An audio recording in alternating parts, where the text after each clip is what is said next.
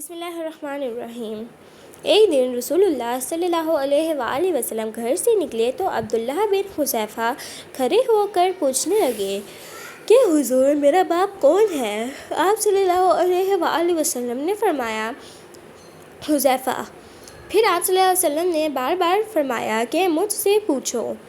تو حضرت عمر رضی اللہ تعالی عنہ نے دو زانو ہو کر عرض کیا کہ ہم اللہ کے رب ہونے پر، اسلام کے دین ہونے اور محمد صلی اللہ علیہ وآلہ وسلم کے نبی ہونے پر راضی ہیں، اور یہ جملہ 3 مرتبہ دہرایا۔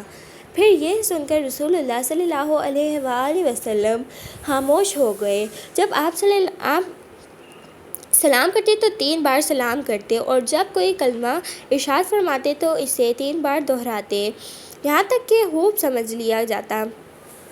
جب آپ کوئی کلمہ ارشاد فرماتے تو اسے 3 بار لوٹاتے، یہاں تک کہ خوب سمجھ لیا جاتا۔ اور جب کچھ لوگوں کے پاس آپ تشریف لاتے اور انہیں سلام کرتے تو 3 بار سلام کرتے۔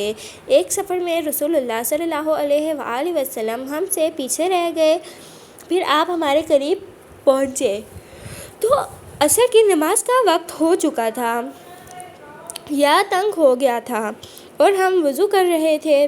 ہم اپنے پیروں پر پانی کا ہاتھ پھیرنے لگے تو آپ نے بلند آواز سے فرمایا کہ آگ کے عذاب سے ان ایڑیوں کی جو خشک رہ جائیں خرابی ہے۔ یہ 2 مرتبہ فرمایا یا 3 مرتبہ؟